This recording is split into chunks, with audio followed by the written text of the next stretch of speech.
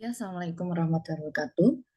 Kita ketemu pada pertemuan ketujuh, yaitu model kesalahan berpikir atau fallacies, gitu ya.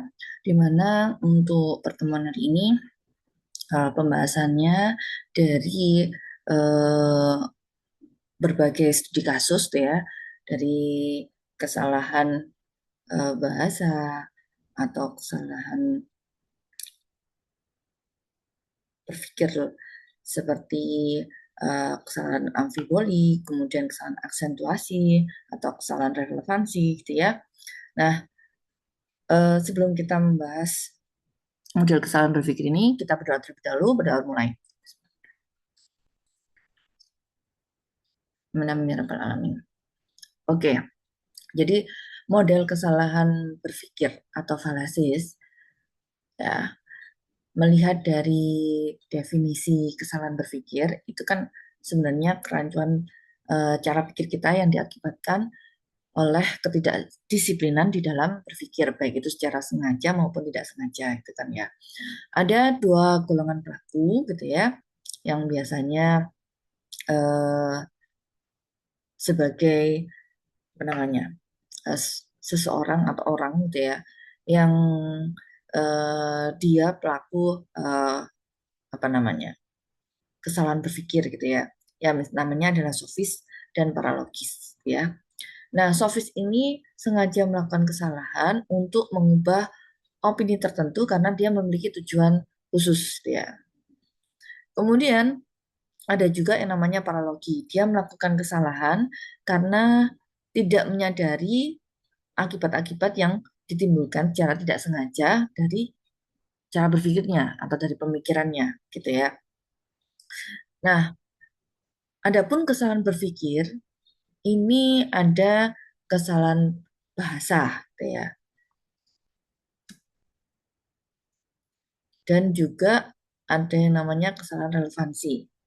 Nah, kesalahan bahasa ini terjadi karena ketidakjelasan makna dari kata atau susunan gramatikal dalam sebuah kalimat, sehingga kadang ketika diucapkan ya menimbulkan penafsiran ganda ya, yang kadang bisa menyebabkan eh, salah dalam apa namanya, kebenaran argumen. Jadi ketika dia menggunakan term-term tertentu gitu ya, dia menimbulkan penafsiran yang ganda. Nah, lanjutkan. Contoh yang pertama, ini sebelum Briski memberi khusus untuk studi kasus yang ada di dalam apa namanya asuhan gizi atau ahli gizi gitu ya, atau yang lainnya. Nah, ini saya generalkan dulu supaya eh, lebih dapat dipahami maknanya, gitu ya. Seperti apa sih kesalahan bahasa? Nah, yang pertama kesalahan bahasa itu bisa dinamakan kesalahan, bukan bisa dinamakan, salah satu contoh case-nya itu kesalahan equivokasi gitu ya. Nah, kesalahan equivokasi itu dia menggunakan term yang ganda, ya maknanya ganda, dalam satu argumen. Contoh case-nya, misalkan premis pertama nih, Januari adalah bulan. Nah, premis yang kedua, bulan adalah satelit planet bumi. Kalau bisa disimpulkan, maka Januari adalah satelit bumi. Nah, ini termnya memiliki makna ganda. Yang pertama, bulan ya, itu dianggap sebagai waktu, artinya adalah bulan ke-1. Nah, kebetulan Januari itu adalah bulan ke-1 gitu ya. Nah, makna yang kedua, bulan itu diibaratkan sebagai benda angkasa, ya satelit planet bumi gitu ya. Nah, di mana di dalamnya ini ada pergantian arti dari bulan yang maksudnya itu bulan pertama, bulan kedua, bulan ketiga pada kalender ya. Nah, sehingga kesimpulannya itu tidak logis bahwa Januari adalah satelit bumi. Seperti itu. Nah, contoh lagi untuk studi kasus kedua ya, ada yang namanya kesalahan amfiboli. Ya, kesalahan amfiboli itu definisinya adalah ambivalensi makna yang disebabkan oleh struktur tata bahasa yang tidak jelas letaknya. Nah, contoh ya, contoh kasusnya misalkan anak ibu yang cantik ini berkuliah di jurusan ilmu filsafat. Nah, kalau kalimat pertama yang Briski infokan, anak ibu yang cantik itu berkuliah di jurusan ilmu filsafat.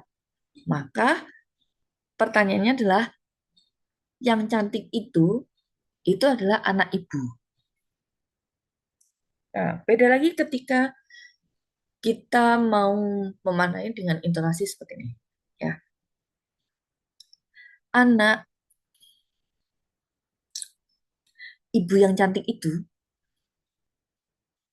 Nah, jadi kata ibu yang cantik itu atau anak ibu yang cantik itu. Nah, kalau anak ibu yang cantik itu berarti anaknya si anak kah atau anak ibu yang cantik itu? Nah, ataukah si ibu? Nah, dari kalimat yang tadi Rizky intonasikan seperti itu kalimatnya sebenarnya ambigu. Jadi tidak jelas apakah yang dimaksud dengan yang cantik itu adalah si anak ataukah si ibu. Nah, hal seperti inilah yang dapat menyesatkan informasi terkait dengan siapa subjeknya. Siapa subjek yang dimaksud? Si anakkah atau si ibu? Gitu. Nah, jadi kalimat ini ambigu sebenarnya. Kemudian yang berikutnya adalah kesalahan aksentuasi.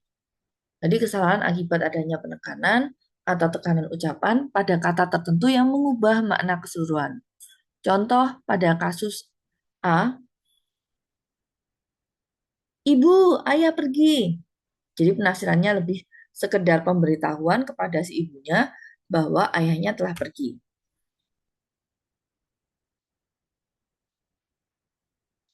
Pada kasus B, ibu ayah pergi. Nah, tanpa penekanan yang tepat bisa difahami bahwa oh, ibu dan ayahnya pergi bersama gitu. Nah, kesalahan aksentuasi ini itu bisa jadi karena ada penekanan di dalam katanya, gitu ya, kata-kata tertentu, misalkan tadi ibu, ayah pergi. Nah, ada penekanan ucapan di kata ibu, gitu. Jadi eh, dari kesalahan aksentuasi, gitu ya, kita bisa melihat adanya kesalahan letak intonasi atau penekanan verbal itu dapat memutarbalikkan 180 derajat, gitu ya, makna asli dari suatu pertanyaan dengan intonasi yang berbeda. Ibu, ayah pergi. Ibu, ayah pergi. Nah, seperti itu. Oke, sudah mulai difahami ya. Nah, berikutnya adalah kesalahan relevansi atau red hearing.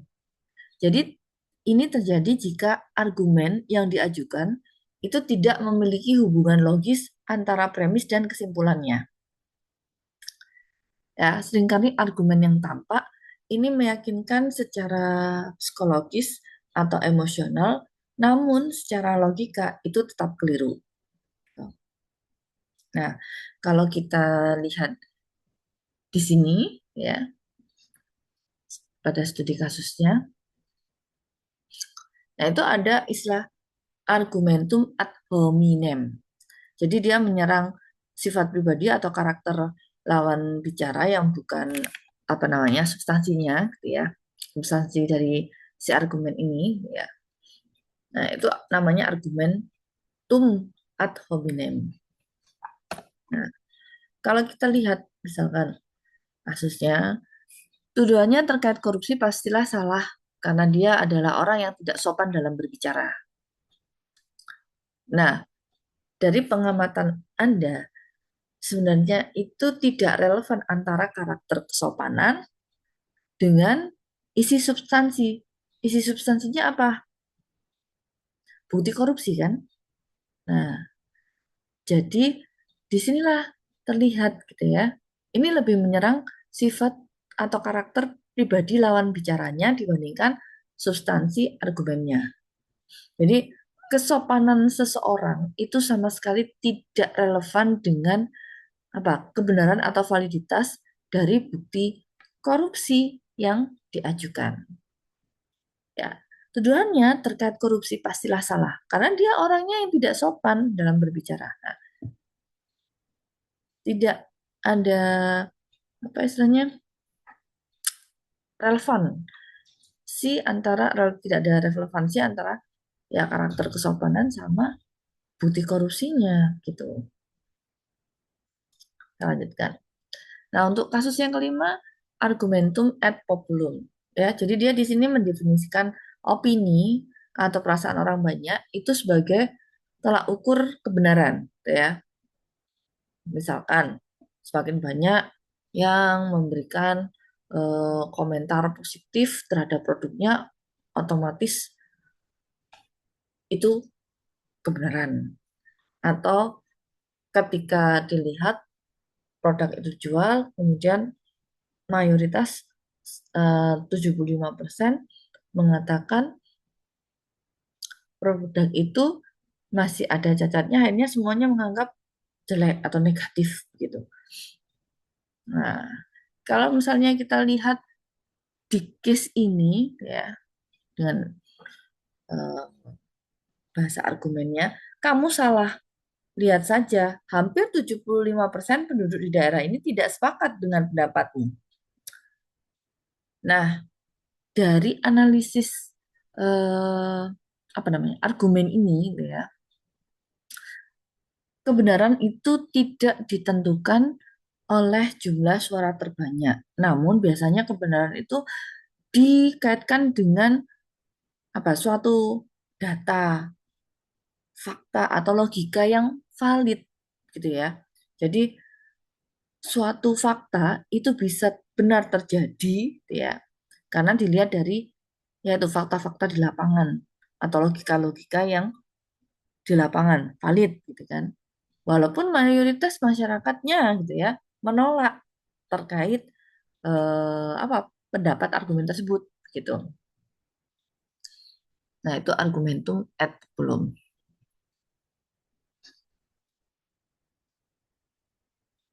Lanjut.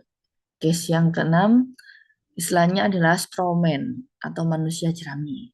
Jadi dalamnya itu dia mendistorsi atau menyalahartikan argumen atau pandangan lawan supaya lebih mudah diserang, gitu ya. Nah, contoh case-nya misalkan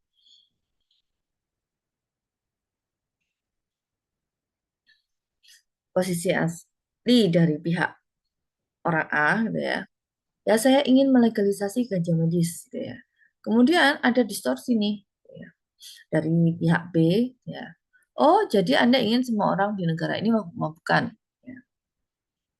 Nah, dari yang original argumen biru ini tadi, gitu ya, menjadi distorsi argumen, maksudnya saya ingin legalisasi ganja medis, lanjut penerimaan dari lawannya, gitu ya, lawan bicaranya.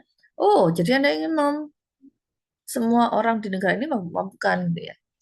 Nah, dari sini terlihat adanya apa strawman atau distorted argumen, ya. Jadi di mana posisi lawan yang diajak diskusi ini itu tiba-tiba berubah secara ekstrim, ya, yang apa namanya, yang mudah dipatahkan, ya. Jadi seperti pihak A mengonfirmasi bahwa dia ingin melegalisasi ganja medis, ya. Penerimaan pihak B dia menyerang argumen buatnya sendiri, misalkan, oh jadi Anda ingin semua orang di negara ini mabuk-mabukan. Nah, jadi dia bagaikan menyerang eh, apa argumennya sendiri gitu. Nah, kemudian dari sini gitu ya, baik dari kesalahan bahasa atau kesalahan relevansi dalam berpikir kritis di masyarakat, gitu ya. Ini bisa merujuk atau melihat gitu ya. Kira-kira mahasiswa biasanya itu mampu nggak untuk memilah informasi mana yang apa namanya bukan hoax gitu ya, yang dia lebih memilah insight informasinya, kemudian mencari solusi yang logis, kemudian tidak mudah terprovokasi oleh isu-isu yang tidak jelas atau tidak bisa dipertanggungjawabkan gitu ya. Atau fakta logikanya itu tidak jelas. Begitu. Nah, kita lanjutkan untuk membahas terkait studi kasus di praktek asuhan gizi di kehidupan masyarakat gitu ya. Kalau yang tadi secara general supaya Anda lebih memahami apa sih kesalahan bahasa itu seperti apa, kesalahan relevansi seperti apa. Nah, untuk model kesalahan berpikir atau falasis gitu ya pada praktek asuhan gizi gitu ya, kita perlu melihat seperti apa sih perjalanan kalau misalnya pada asuhan gizi gitu ya, eh, itu cara penalaran gizinya seperti apa. Yang pertama adalah mengidentifikasi gejala bahasa. Jadi dilihat apakah ada kesalahan berpikir dalam bahasa ketika berkomunikasi untuk praktek gizi gitu ya. Kemudian yang kedua mendeteksi bias relevansi atau kesalahan relevansi gitu ya. Nah, jadi di awal sudah mulai mengenali kesalahan relevansi yang biasanya terkait kesehatan atau asupan gizi masyarakat itu seperti apa ya. Kemudian yang ketiga adalah menganalisis dan mengedukasi. Jadi menganalisis masalah gizi yang ada di masyarakat, kemudian menyusun strategi edukasi yang lebih tepat sasaran atau apa namanya menjauhkan diri dari kesalahan penalaran begitu ya. Di dalam anatomi kesalahan berpikir antara manipulasi dengan ketidaksadaran, gitu ya. Kesalahan berpikir atau fallacy itu seperti yang tadi, yaitu kerancuan berpikir yang diakibatkan adanya ketidakdisiplinan ketika berpikir bernalar atau menghasilkan argumen, gitu ya, baik yang sengaja maupun tidak sengaja, gitu ya. Nah, tadi kan sudah diinformasikan ada yang sofis, ada yang paralogis, gitu ya.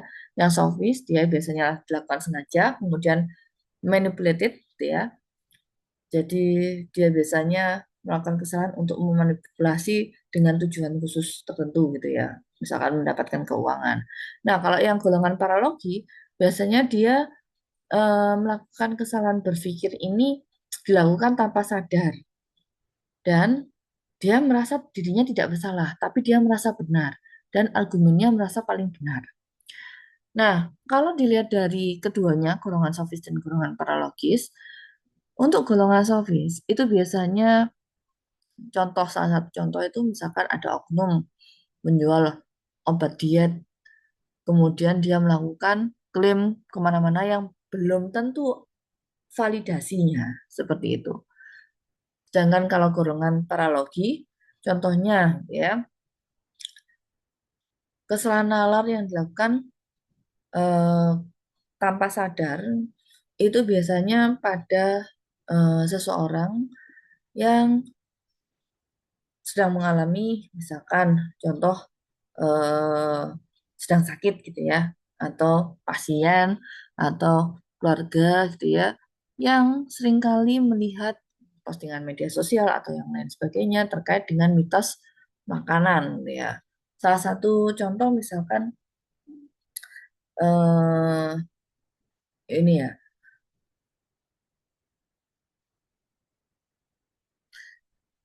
misalkan eh, makan baking soda bisa menyembuhkan kanker, misalkan seperti itu.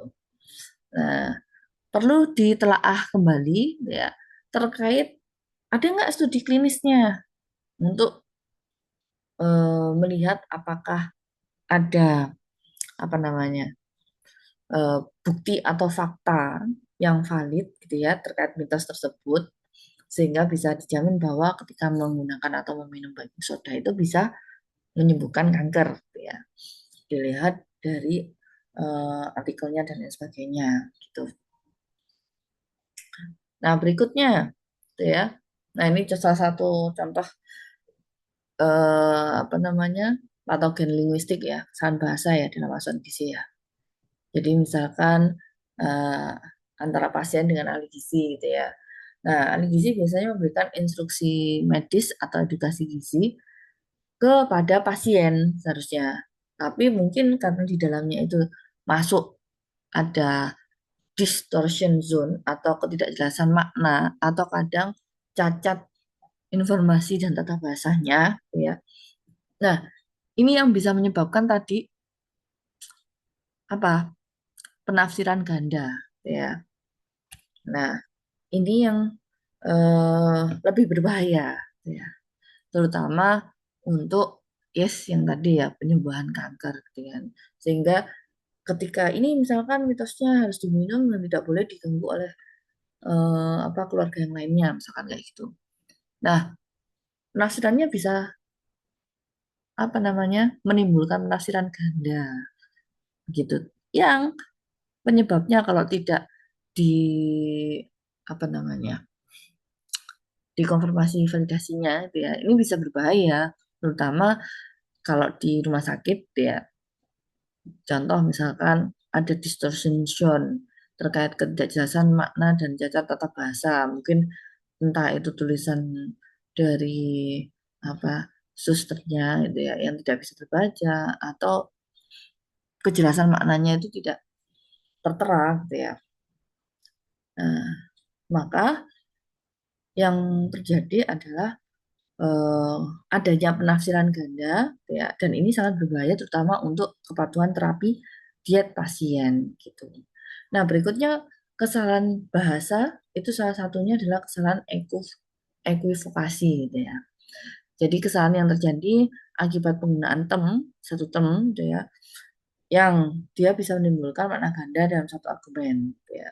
Sehingga di akhirnya kalau misalnya ada kesalahan, dia bisa memicu kesimpulan yang menyesatkan. Nah, misalkan kalau dilihat ya, ada kata yang identik gitu ya. Nah, sehingga menyebabkan makna ganda. Makna ganda di sini kita bisa lihat dia ada dua konteks. Yang pertama, konteks awam dan konteks klinis gitu ya. Nah, kalau Anda lihat pada berikutnya gitu ya, laporan kasus misalkan ekovokasi untuk terminologi gizi, misalkan di dalam konteksnya ada beberapa pasien menanyakan, oh itu diet itu seperti itu, harus menahan lapar, mengurangi makan, dan ahli gizi mengatakan bahwa bila butuh diet tinggi, kalori tinggi protein. Jadi ketika harus mengurangi porsi makan, gitu ya, tapi badan tetap membutuhkan yang namanya protein dan kalori. Jadi tidak langsung diet-diet keseluruhan, tidak ada proteinnya, tidak ada kalorinya, ya, dan lain seterusnya. Ya. Nah, itu contoh ekuivalasi itu. Jadi ada makna populer yang biasanya digunakan untuk pengurangan asupan dan lapar, gitu ya. Nah, tapi berikutnya itu ada makna medis, gitu ya. Mana di mana makna medis ini dia bisa apa menschedulekan ya pengaturan pola makanan yang sesuai indikasi ya. Kemudian di dalam stesisnya itu juga terlihat ada ekuivokasi fatal. Jadi pasien itu menggunakan makna populer ketika dia masuk rumah sakit ya maksudnya makna medis gitu ya yang istilahnya ketika ada equivokasi fatal gitu ya ini bisa memicu adanya malnutrisi misalkan seperti itu karena kebanyakan protein dan kalori tadi. Nah, yang berikutnya adalah kesalahan amfiboli. Nah, kalau di dalam eh, apa namanya gizi gitu ya. Nah, karena kita tahu amfiboli itu dia kesalahan akibat tutur tata bahasa atau struktur kalimat yang membingungkan gitu ya. Maka dari sini bisa dilihat kan.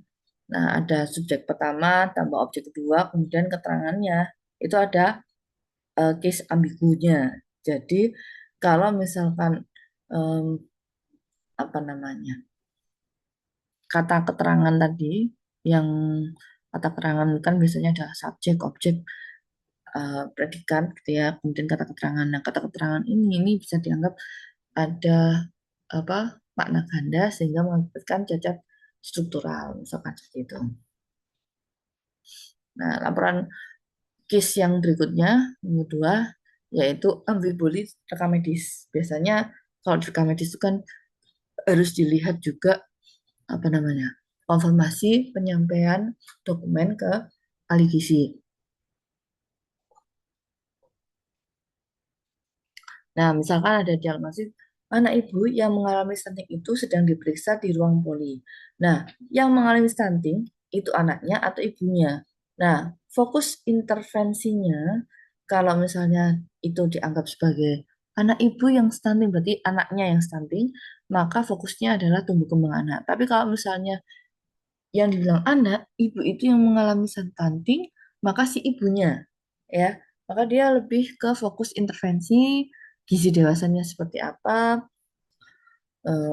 kira-kira nanti strukturnya seperti apa, gitu ya. Kalau dari sini berisi lihat struktur sintaksnya, gitu ya, dia juga bisa memicu adanya kesalahan tafsir klinis, gitu ya. Karena kalau misalnya subjeknya jelas, kemudian apa berikutnya adalah menyiapkan target sasaran yang sesuai dengan intervensi dari asuhan gizi. Ya, jadi tafsir klinisnya tetap eh, apa diusahakan sesuai dan tidak salah. Gitu ya. Yang berikutnya adalah kesalahan aksentuasi. Gitu ya. Kesalahan ini biasanya diakibatkan oleh pergeseran tekanan udara atau aksen, intonasi, atau penempatan tanda tanya atau tanda baca gitu ya, pada kalimat yang dia bisa kadang merubah seluruh instruksi yang ada di dalamnya. Gitu ya. Nah, contoh kesalahan aksentuasi itu misalkan untuk aksentuasi instruksi jarak jauh gitu ya. Jadi misalkan ada instruksi ya, ini pasien ini diminta untuk diet hipertensi atau pembatasan valium. Nah, tolong diinfokan ke saudara pasien, misalkan. Kirim SMS gitu ya, jarak jauh kan. Nah, misalkan WA keluarga yang menjaga tentang pasien tidak boleh makan garam banyak ya. Akhirnya ada informasi yang diterima, hah? Pasien tidak boleh makan garam banyak. Nah, yang pertama ambigu, ya, pasien tidak boleh makan garam banyak. Dua, pasien tidak boleh makan garam banyak. Ya. Yang banyak ini adalah garamnya atau yang lain, ya. Nah, kok masalah letak, misalkan eh, apa namanya tadi ya pasien tidak boleh makan garam, sama banyak-banyak, misalkan. Nah, itu tafsirnya tetap apa? Intinya adalah melarang makanan garam ya atau makanan porsi besar. Jadi lebih fokus pada ini tadi apa pembatasan garam natrium ya. Selanjutnya untuk yang berikutnya yaitu bagian kedua bias relevansi dalam argumen gizi gitu ya. Jadi biasanya ketika seseorang itu mulai apa namanya mendapatkan budi klinis gitu ya, kadang ada eh, hubungan dengan cara berpikir mereka dengan logis gitu ya. Nah, misalkan ketika ada argumen yang diajukan itu sama sekali tidak lolos karena memang tidak ada hubungan logis antara premis dan kesimpulannya gitu ya. Dan seringkali tampak apa namanya secara psikologis gitu ya bahwa dari tampilan itu tiba-tiba yang medis sama rasional itu menjadi keliru gitu ya. Nah, itu bias relevansi pada asuhan gizi gitu ya, analis gizi. Yang berikutnya adalah argumentum ad hominem.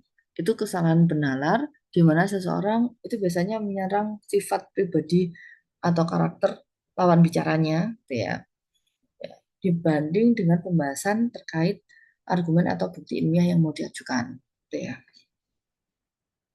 Hmm. Case yang keempat itu ad hominem edukasi laktasi. Jadi konteksnya biasanya sama seperti kayak di MBK itu kan bangun dulu ya, rumah posyandunya gitu kan. Kemudian eh, kolaborasi ya, boleh dengan influencer atau dengan mahasiswa gitu ya, dengan memberi edukasi terkait bagaimana sih ASI eksklusif gitu ya. Nah, biasanya di case ad hominem edukasi laktasi itu ya, ini juga kadang muncul apa seperti diagnosis teh. Misalkan, saya tidak perlu mendengarkan saran ahli gizi itu soal menyusui. Dia saja belum menikah dan belum pernah punya anak. Tahu apa dia soal rasanya menyusui? Nah, dari kutipan pasien ini ya, dapat kita analisis klinisnya ya, yang apa sekiranya yang tidak relevan gitu ya. Ya, contoh misalkan eh, kutipan pasien yang tadi gitu ya.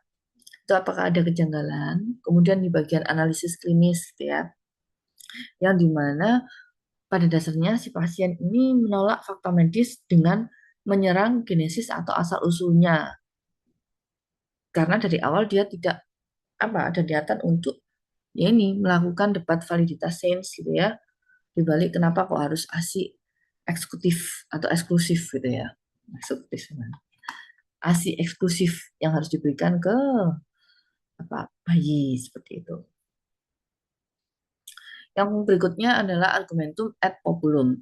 Jadi kesalahan laral yang menjadikan pipi, kebiasaan, popularitas atau perasaan orang itu menjadi tolak ukur untuk mendapatkan data-data yang valid, data-data yang atau fakta-fakta yang sesuai atau kebenaran yang mutlak, gitu ya, tanpa ada pembuktian ilmiah yang jelas, begitu. Jadi kalau diibaratkan itu kadang popularitas sama kebenaran fisiologis itu eh, ada bedanya seperti itu ya. Kita lanjutkan. Ya, misalkan ya ada yang namanya ad populum pasi. Ya, pasi makanan pendamping ASI ya, pasi. Nah, misalkan ada konteks dilihat dari konteks klinisnya, misalkan ada praktek pemberian MAPASI gitu ya, eh, kepada balita-balita itu sebelum usia 6 bulan gitu ya. Dan biasanya di desa gitu ya, itu di desa pelosok-pelosok itu biasanya seperti itu karena dia kurang mendapatkan edukasi terkait ASI eksklusif atau ASI makanan pendamping ASI gitu ya. Jadi biasanya mereka sudah memberikan pisang kepada bayinya yang usianya masih 2 bulan dan bayi-bayinya masih sehat kondisinya ya. Jadi misalkan ada kutipan di masyarakat terkait mitos misalkan, oh nggak apa-apa kok. Semua ibu-ibu di sini sudah biasa memberikan pisang pada bayinya usia 2 bulan dan bayinya tetap sehat-sehat aja. Wah, kalau apa sampai 2 tahun harus ASI dulu, kemudian pemberian makanan itu dimulai dari 1 tahun misalkan. Nah, itu aturan medisnya terlalu berlebihan, misalkan seperti itu ya. Padahal kalau kita lihat dari analisis klinisnya, ini klaim mayoritas atau apopulumnya gitu ya, itu termasuk opini awam karena ratusan opini awam itu merasa aman ya. Yang kedua, terkait dengan fakta fisiologis medis gitu ya, lambung bayi gitu ya, itu seperti apa ketika dia berada di 2 bulan? Apakah dia sudah bisa menghasilkan enzim amilase di dalam tubuhnya gitu ya. Nah, itu yang perlu dilihat dan dibaca fakta-faktanya di lapangan seperti apa. Jadi istilahnya popularitas atau secara mayoritas tadi ya, itu sebuah kebiasaan, tapi bukan jaminan keamanan medis bagi pasien, gitu ya, sehingga menyebabkan si pasien ketika diskusi dengan ahli gizi dan ahli gizinya itu harus bisa memutuskan ya kesalahan-kesalahan berpikir kritis ini, ya falasis ini, seperti itu. Jadi otomatis ketika kita lihat ya yang berikutnya, ini ada argumentum ad ignorantiam atau dalih ketidaktahuan. Jadi misalkan kalau nggak ada buktinya, apakah dia bisa mengklaim keamanan? Tidak, belum tentu gitu ya.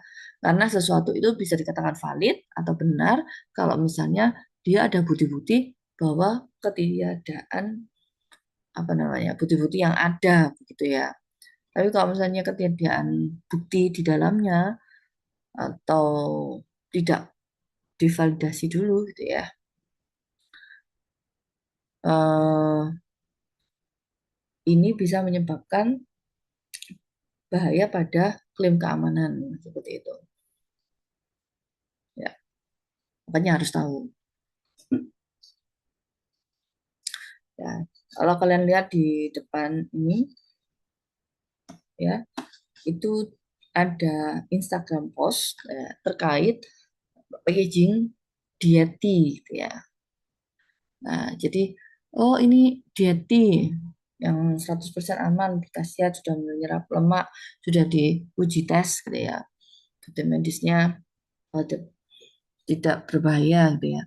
Nah, maka kalau ada studi kasus terkait ilusi keamanan teh diet atau ad ignorantiam, gitu ya, ketika diagnosis, maka si penjual jasanya tadi berlindung di balik ketiadaan laporan efek samping yang bisa mengklaim ya keamanan yang absolut gitu ya. Nah, apa sih sebenarnya dari tadi kita diskusi terkait eh, sintesis klinis gitu ya dalam keilmuan eh, kesehatan gizi atau ya dietik dietetik gitu ya dietetik. Nah, jadi sintetis klinis itu ketika digunakan pada ilmu kesehatan gizi dan dietik gitu ya. Nah, ini keamanan suatu produk itu harus di apa? Menjadi utama secara positif. Mau bisa dihitung dengan uji klinis juga boleh gitu ya. Nah, tapi semuanya itu berdasarkan pada absensi yang bisa dijadikan bukan bukti negatif atau tidak gitu ya. Atau apakah benar ada kesalahan berpikir dalam kehidupan masyarakat. Nah, itu yang perlu kalian apa namanya dalam lebih lanjut gitu ya. Nah, kesalahan berpikir dalam kehidupan bermasyarakat itu kan kalau di area mahasiswa gizi gitu ya, biasanya mayoritas kan berkaitan dengan masalah gizi dan kesehatan. Kemudian ada informasi apa proses pembangunan tertunda kayak gitu, gitu ya. Nah, kesalahan berpikir dalam kehidupan masyarakat, misalkan ketika di masyarakat, oh gizi dan kesehatan itu tidak hanya berdiri di ruang periksa, tapi juga harus membaur budayanya, tren digitalnya, kulturnya, gitu ya. Nah, ya logika berpikir kritisnya yang kalau seperti ini itu perlu dipertanyakan, ya. Jadi eh, yang pertama itu tadi didekatkan dengan ruang periksa gizi. Jadi area penegasan terkait gizi dan kesehatan, ya mungkin membutuhkan seperti itu ya. Jadi kalau di sini kita lihat ada patogen utama hoax kesehatan. Di sini terjadi misinformasi klinis ya. Kemudian stigma sosial ya, yang belum tahu faktanya benar atau tidak gitu ya. Jadi ini masih berupa asumsi ya, stigma sosial atau asumsi atau prasangka secara kultural. Nah, oke, kita lanjut ke permasalahan utama yaitu hoax kesehatan di era digital. Misalkan ada case kepercayaan terhadap superfood gitu ya. Nah, pada saat superfood ini akhirnya kan tidak menggunakan jalur utama, menggunakan jalur yang lebih panjang. Ya, padahal artinya di sini tuh dia kalau kita lihat ya kepercayaan pada superfood gitu ya. Misalkan yang pertama, nah seorang pasien gitu ya, pasien diabetes gitu ya, yang biasanya dia periksa ke rumah sakit terkait dengan obat diabetes dari dokternya, dia mengatakan bahwa oh saya sudah minum rebusan daun ajaib ya, dalam seminggu gula darah saya langsung normal gitu ya. Dia menghentikan apa konsumsi obat diabetesnya. Nah, ini bisa menjadi apa, hoax kesehatan di era digital ya. Belum ada fakta atau bukti yang tervalidasi terkait daun ajaib sehingga dia bisa apa menurunkan atau menormalkan gula darah yang sangat tinggi misalkan seperti itu. Nah, kalau dilihat gambar gitu ya, antara darah ajaib dan gula darah normal itu ada case yang tidak terlihat itu the broken causal chain gitu ya. Ya karena di dalam prosesnya ada beberapa misalkan yang tadi ya rebusan daun ajaib, gula darahnya langsung normal. Kemudian berhenti makan nasi yang berlebih supaya gula darahnya normal. Atau peningkatan aktivitas fisik seperti nge-gym, treadmill, running gitu ya. Nah, padahal ketika dicek gula darahnya normal gitu ya. Ini dari mana? Nah, gejala diabetes, gejala turunnya gula darah itu biasanya karena beberapa faktor ya. Salah satunya misalkan eh, faktor misalkan mengurangi porsi makan atau menggunakan obat herbal dari yang lain ya.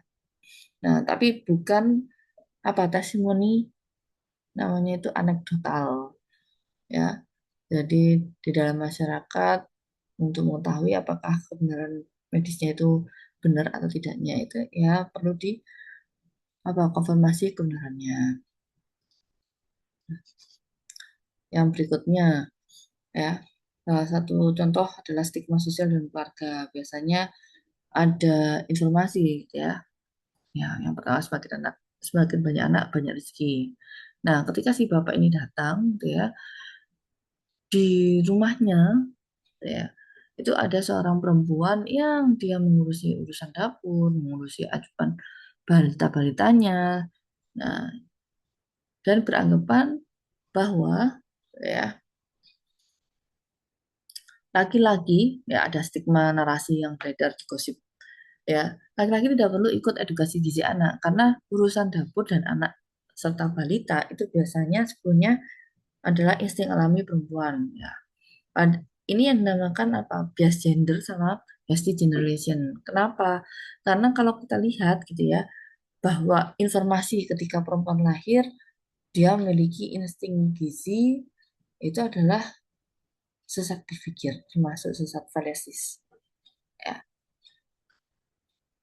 Ya karena ya edukasi bisa dilakukan baik itu gender laki-laki ataupun gender perempuan ya, nggak boleh ada bias gender, nggak boleh ada SD generalization ya.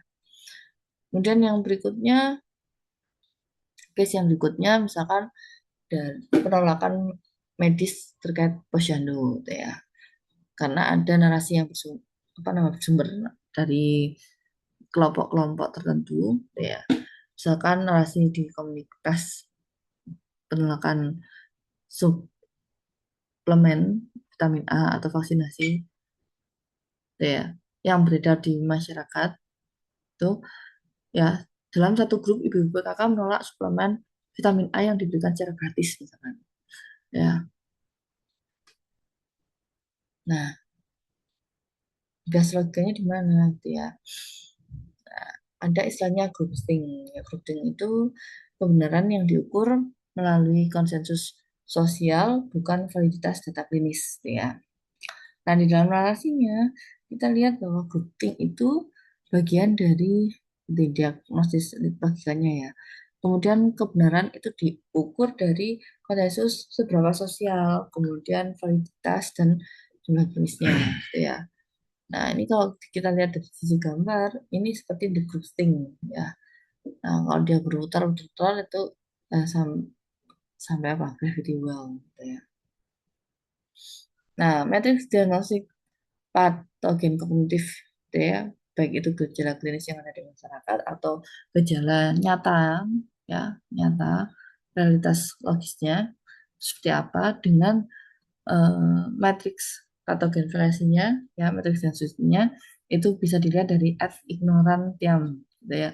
Dia bisa memaparkan bukti misalkan suplemennya itu berbahaya atau apa masih bisa dikonsumsi, kemudian dan seterusnya gitu ya. Tapi kalau realitas logis di ad ignorantium tadi itu dia bisa melihat bahwa keamanan produk itu memang harus dibuktikan, tidak boleh berdasarkan asumsi atau ketidaksediaan bahaya gitu ya. Yang berikutnya false cause atau post hoc ya. Nah, itu misalkan gejala klinis mitos lagi yang di masyarakat, ya saya bisa minum herbal X gitu ya, lalu gula darah saya turun otomatis ya.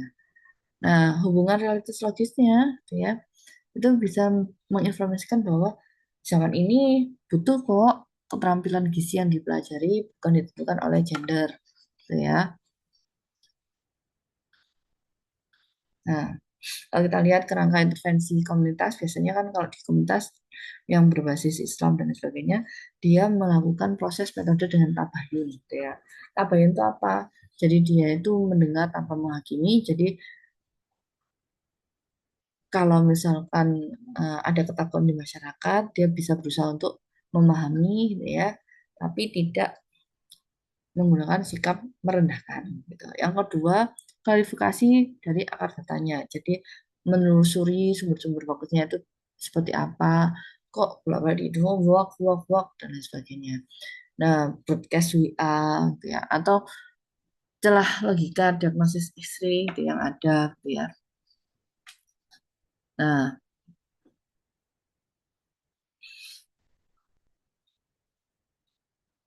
berikutnya berkaitan dengan edukasi positif dan konstruktif. Biasanya disediakan data valid secara persuasif, kemudian nanti dikembalikan atau dikombin ya, random dengan asuhan gizi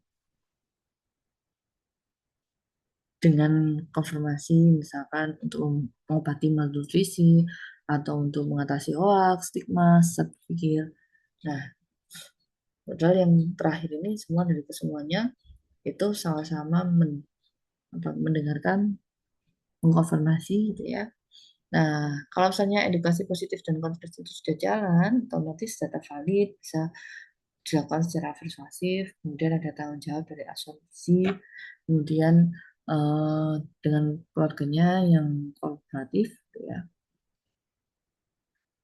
Nah, itu seperti itu.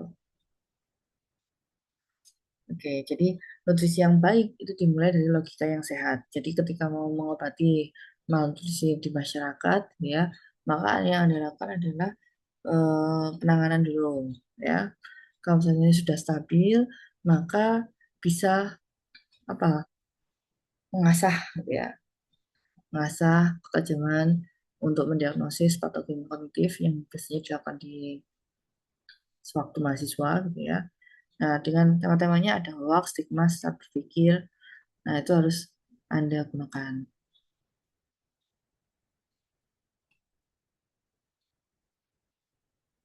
Nah, diinformasikan juga untuk klarifikasi akar permasalahannya seperti apa, kok di WA di apa silent gitu ya.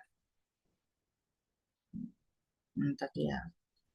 Jadi yang baik dimulai dari logika yang sehat. Oke, ada pertanyaan sampai di sini? Kalau tidak ada pertanyaan, saya akhiri. Wassalamualaikum warahmatullahi wabarakatuh.